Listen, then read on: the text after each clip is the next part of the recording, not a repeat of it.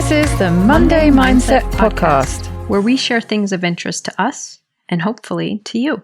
So let's get started with episode number 40. We're at 40 already, Terri. Amazing. And this week it's Terri's turn to share something she's found interesting. So what have you got for us today, Terri? Well, I chose an episode from a podcast that I don't always listen to, but I hop in once in a while. And the podcast is called Happy Place. And the guest on this episode was Gabby Bernstein. I have numerous friends that follow her, read her books, listen to everything she does, and I've never followed her. So I thought, well, I'll give this one a try. So there were some things from this week that I wanted to share, but I feel like I have to give a bit of a disclaimer on this episode because for some people, this might be an episode that causes some eye rolling, some disbelief, because it is a little bit about what some people might experience as a little bit woo-woo. So I just like to put that out there that if this is not your thing, there's no harm in that, but that is very much kind of what Gabby Bernstein presents. So we'll talk a little bit about this episode. I'm intrigued. So for those who don't follow Gabby Bernstein, as I have not, it might be helpful to know she is a New York Times bestselling author. She is a motivational speaker and kind of a bit of a spiritual connector for some people. She's written, I think, 8 bestsellers. Her most recent one is You Are the Guru. So Fern, the woman who does this podcast, is very much a fan of Gabby Bernstein. So she was so excited to get to talk to her. She was fangirling and was just so excited. So she wanted to know a little bit of kind of how Gabby got to where she is today with writing these books and everything, and what made her come to this awareness, kind of this spiritual awareness. And she said that for her, she got sober, I think in her early 20s, maybe she was like 25. And she got sober, and it was such a turning point in her life because it really opened her up to a spiritual relationship that really forced her and gave her opportunity to understand why she was using in the first place. So rather than just giving up a problematic behavior, and this goes back to some other episodes we've had, but that she had to understand why she was using that behavior. And she referred to it as, why she was running and anesthetizing herself as an addict. And I think this is really important for a lot of us and when we think about habits that are derailing us. So one of the things she talked about is that she had to come out of holding herself back because of past fear-based learning. And she described that many of us learn a lot of fear-based things growing up, and that in letting go of them, she was able to reclaim a space of serenity within herself. And that doing so, letting go of this fear-based system, really helped her to grow closer to feeling a sense of freedom. So in her process of recovery and her developing spirituality, she talked about the importance of facing shame and trauma and our dark moments and those times where we hit rock bottom to reclaim the truth of who we really are. And that is the process that she's been going through. And I thought you would like this part, Daisy, because in her own journey, and even after writing several New York Times bestselling books and kind of being known as a guru, she went through a period of postpartum depression so severe that she was suicidal. Wow. And so clearly helped her to see that she still has things that she's working through. And she's currently using IFS, or internal family system type of therapy, which was based on a model of therapy that Richard Schwartz began.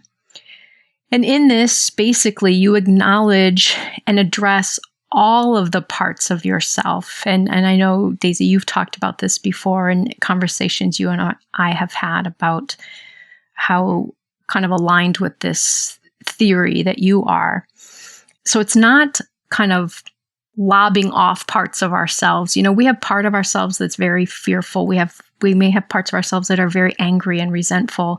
And rather than just pretending we don't have these parts or trying to ignore them, to actually be able to acknowledge them and integrate them, and to have the true self, like capital SELF, that's the adult resource, the part of us that has the ability to hold and respect the other parts of ourselves.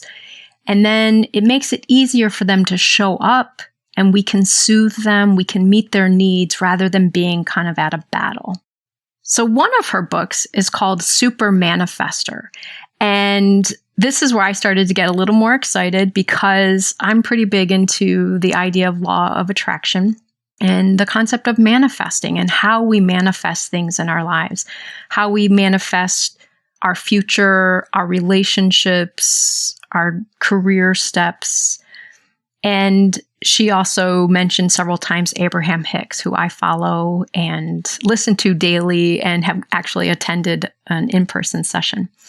She talked about the idea that in order to manifest the things you want in your life, you have to be in alignment with having inspiration and to be in the space of energy that is free, joyful, grounded, and inspired.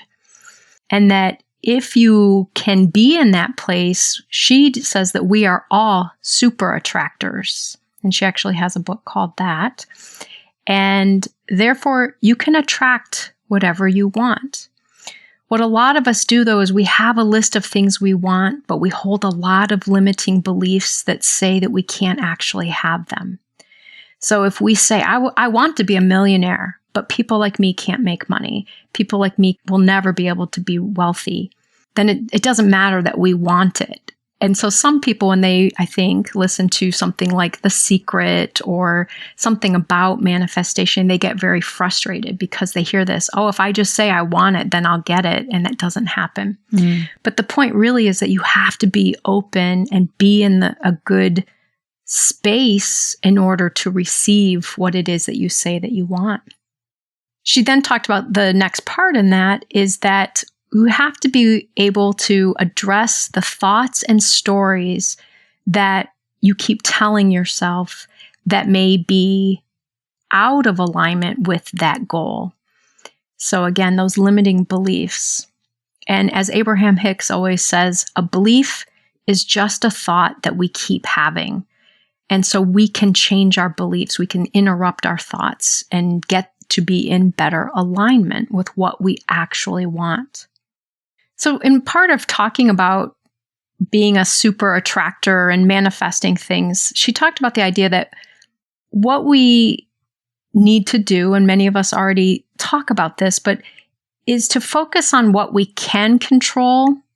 And what we really can control is how we choose to perceive the world around us. Many of us do a lot of reacting, and we react to everything that's going on around us in our environments, in the world, whatever that is. But she talks about because we can't control any of that, we have to focus on our perception of the world around us. And I think this is an important piece. And then she said, the secret is to forget what you think you need.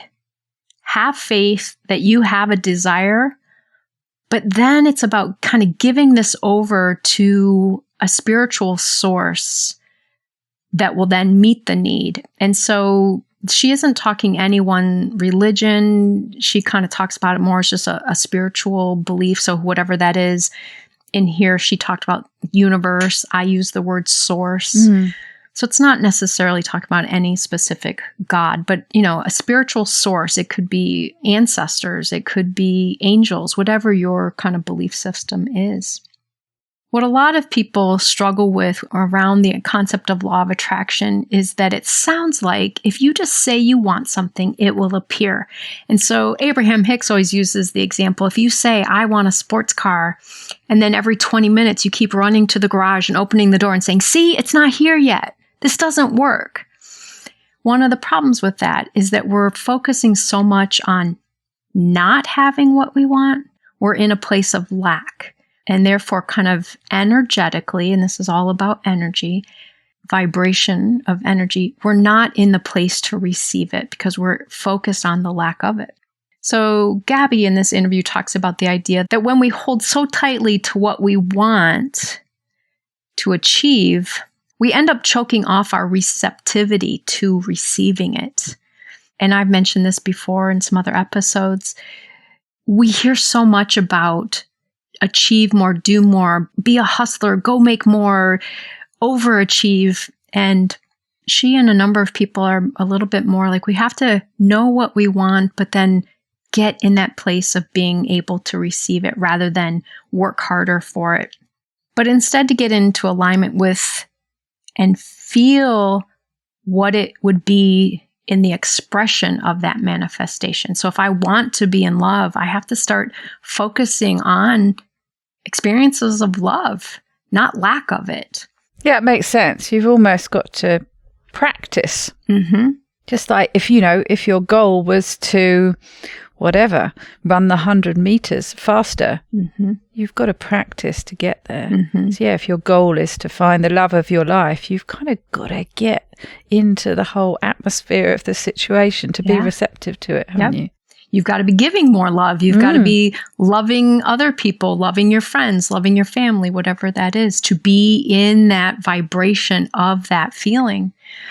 And it also reminds me of the idea from what you talked about with James Clear. And a lot of people talk about that idea of faking it till you make it. I think this is a way that it's not about faking it. It's about putting yourself in that feeling state before the thing comes. And I'll talk a little bit more about that in a second. So again, she focuses on that it's less about doing and more about being.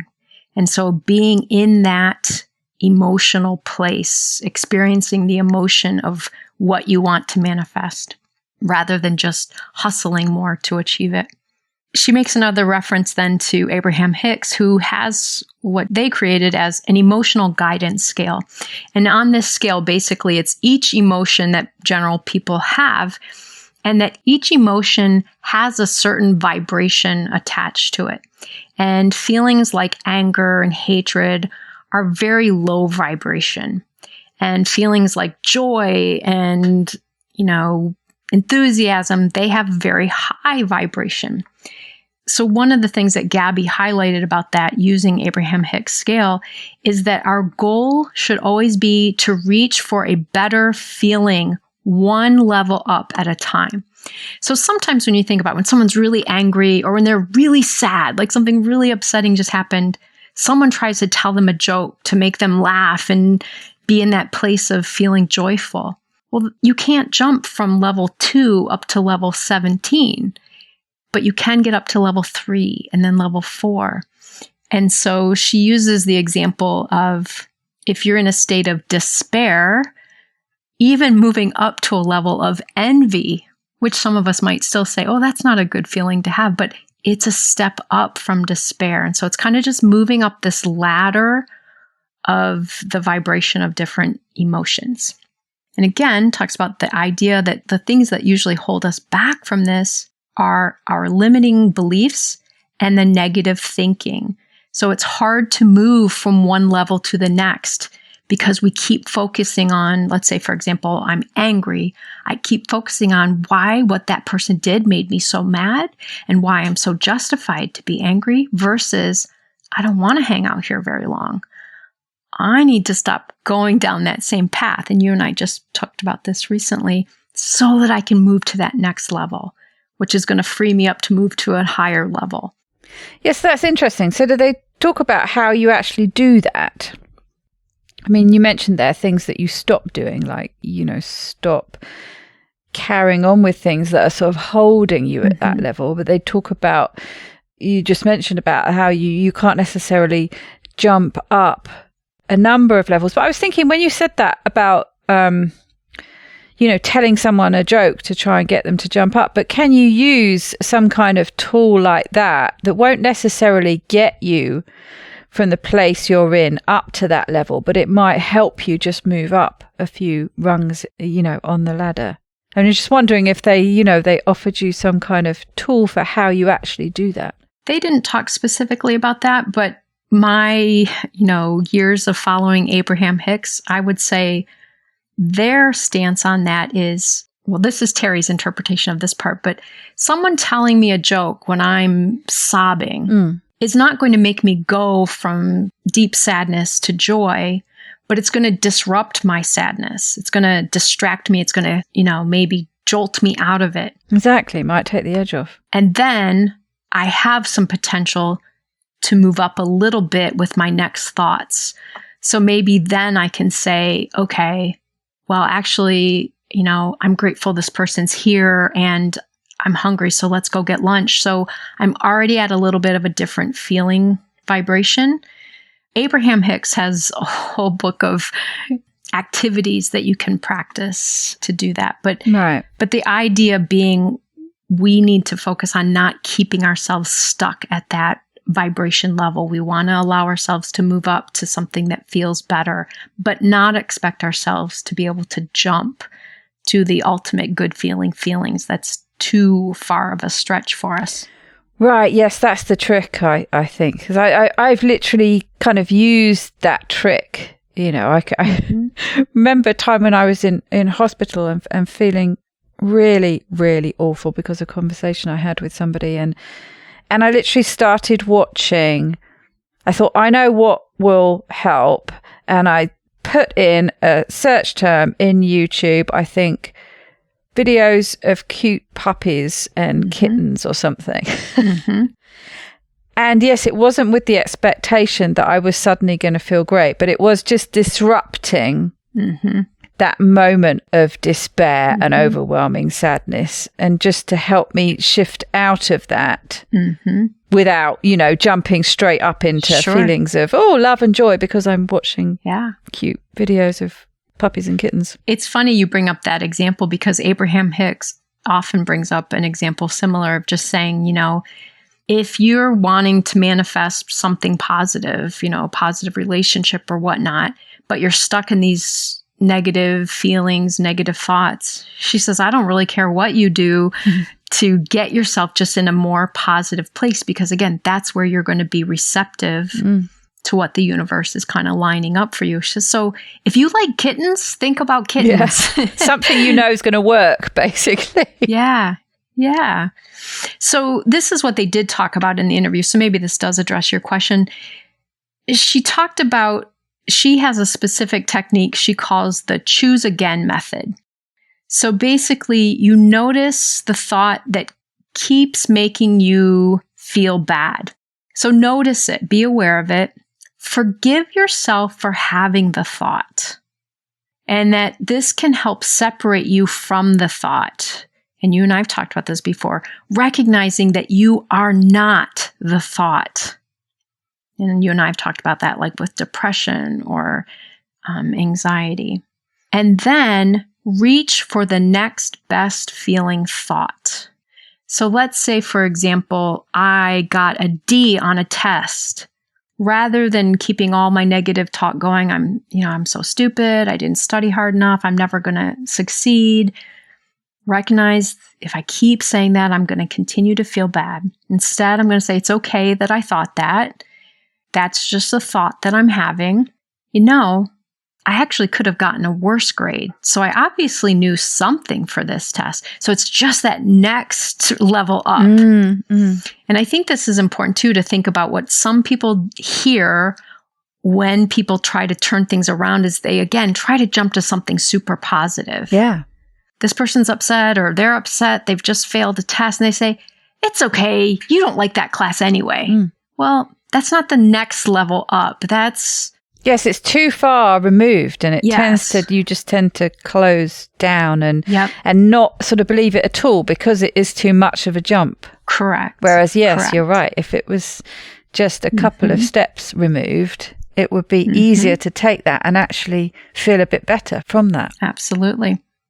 She said, really, it's about being open to positive possibility and reaching for that next level of feeling, thought, that next level, rather than staying stuck at the one that really feels bad. She talked about the idea that we have within ourselves, and we have people in our lives who are resistors. So our own beliefs or other people who will tell you that you can't feel or do better. This is as good as you're going to feel with this. This is as good as you can do with this, and hold you in your own disbelief of a more positive outcome. And so being mindful of resistors, not listening to those beliefs within yourself, and being careful not to surround yourself with others who are resistors. So that really you have to work on creating a positive belief in your ability rather than just decide you want it. Your ability to attract is based on your energy, which either makes you receptive or closed off. So we can leave ourselves or keep ourselves in an energy vibration level that closes us off and doesn't allow things to come to us. So for example, if I keep avoiding looking at my bank statement because I don't feel like I have enough money, and I know this sounds really hokey to some people, but I'm expressing an energy to, I don't want to look at my money. I don't want to see money. I don't want it in my life. And therefore, money will not be attracted to me. I'm closing myself off from it. And then the last thing they talked about, she said, Fern was so excited to get to hear her talk about this because I guess it's in all her books, but to talk about signs, seeing signs of things. And Gabby focused on the idea, and this goes back to something you and I just said a little while ago, that what a lot of us do when we want something or we have a goal, our thought is that I will be happy when I get that thing. When that car is in the garage, I will be happy. When I get in that relationship, then I will be happy. Rather, her approach, and similar to what Abraham Hicks would say, when I am happy or aligned, that thing will come. Wayne Dyer often talks about the idea that we as humans often say, I'll believe it when I see it. And he always says, no, you'll see it when you believe it. Another point that Gabby emphasizes, and she knows people are very resistant to this when she first says it, but the key to feeling good is to decide to stop feeling bad. Now, it doesn't mean to just ignore that you feel bad or just shut it down, but it's about refusing to stay there. And so again, she kind of went into her own example when she was in that severe state of depression and was feeling suicidal. For her, it was daily devotionals and, a lot of kind of prayer that she did to believe that something was going to be able to help her feel better, that her faith, her confidence in things. So the key to feeling good is to decide to stop feeling bad. And then the last thing I thought you would like is she talked a little bit about gratitude. But one of the ways that she talked about it a little differently, oftentimes I think we're all focused on gratitude for the positive things. Focus on the positive, reinforce the positive. And she really said, yes, that's important, but also allowing yourself to acknowledge the difficult things and being grateful, the guidance that they give us, that they teach us and bring us to a state of changing. So being grateful for even difficult things. And again, I think that's something that many of us probably, may struggle with at first.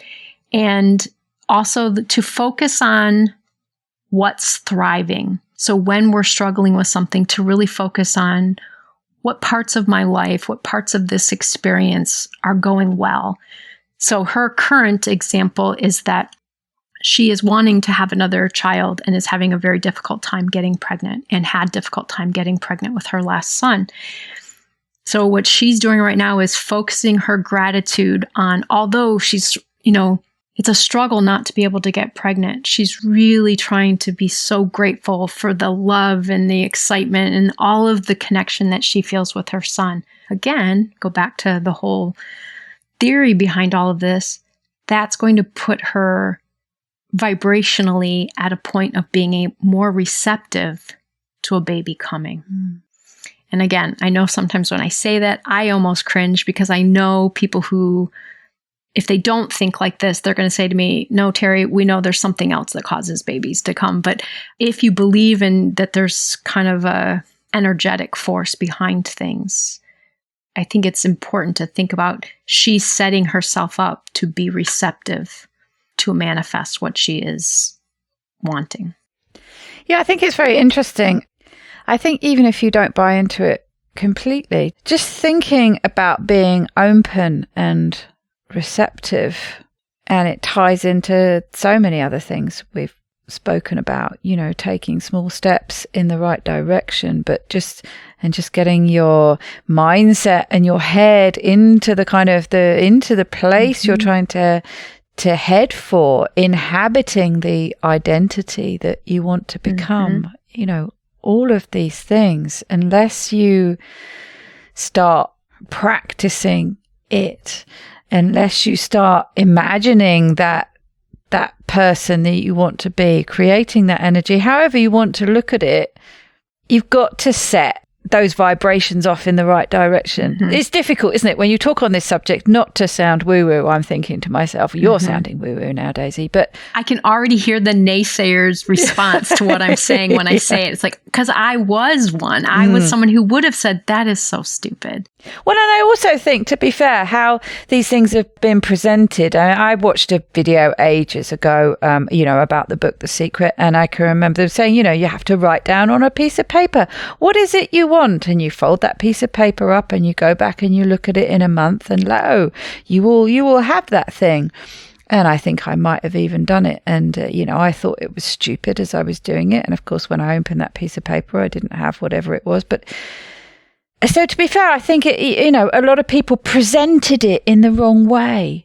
I think there was this encouragement that what you were writing on a piece of paper was a thing, was something of material value, which straight away is sort of setting yourself up for thinking in that black and white thinking of have or have not, and which is not the right kind of energy. So I think it's, part of the issue is just sort of approaching this from the right direction, really, and the way that probably it was intended.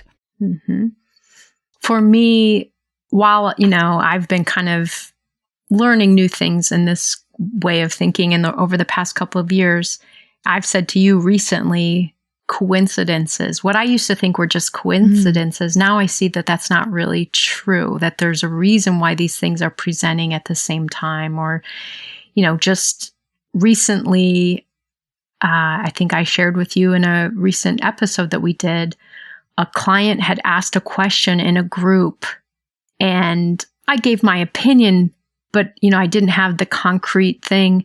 And the next day I opened my phone to listen to a podcast, and the first one that came up was the answer to that question. And just recently I had an experience where I gifted a friend something.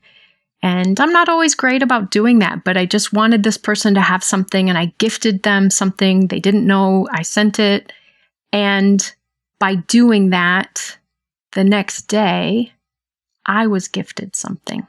So, again, the law of attraction, by me giving and sharing with someone, being generous, put me into an open place to receive that. It wasn't just a coincidence. And also just thinking about it logically, going back to one of the Kaizen episodes where I spoke about, asking the small questions. It's just getting your brain in the right frame of mind, as it were, to be on the lookout for things. I can't remember which episode it was way back when. We were talking about the guy. Was it Jim Quick? It might have been Jim Quick, talking about how he kept seeing pugs everywhere after his sister was dropping hints, sending him pictures of cute pugs because she wanted a pug for her birthday or something. Now, I can't remember if it was him or if it was near. Yeah, I can't remember. It was one of those two, wasn't it? But basically what they were saying was that the idea had been put into their head, and all of a sudden, all they could see everywhere where they were out were pugs, but those pugs were always there, but you started noticing them. So it's interesting. You can actually approach this from a very logical perspective and explain it that way. You don't have to get woo-woo about it if you don't want to. Yeah.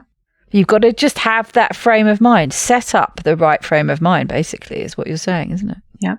And some say where your focus goes, energy flows. So if your focus is going on to the negative, negative energy will continue to flow.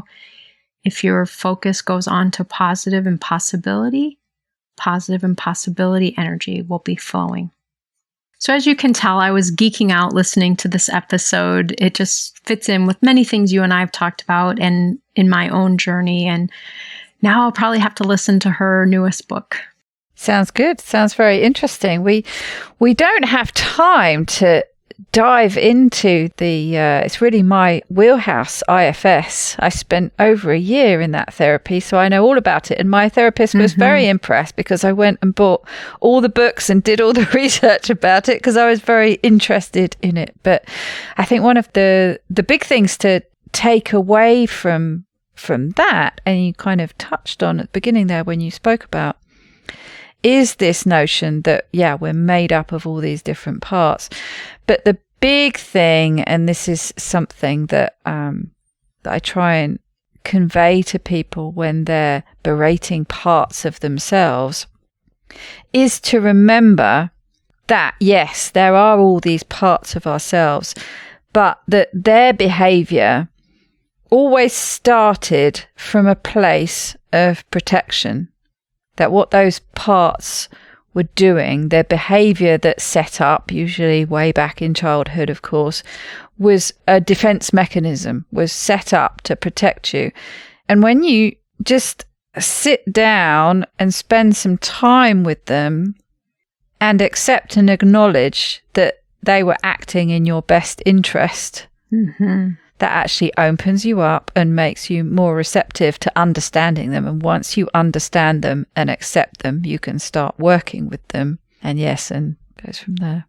And you can more effectively soothe and meet their needs. Absolutely. When you're rejecting them, you're just keeping the fight going. So spoiler alert for all listeners, I imagine Daisy's going to have an upcoming episode where she talks more about IFS, because I know this is a topic that is so, special to you.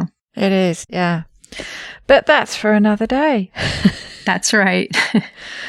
Well, thank you for sharing that with us today. That sounds very interesting. I'm very keen to go and listen to Gabby and Fern now. I think you'll enjoy it. So that's what I'll be doing this week. Yeah.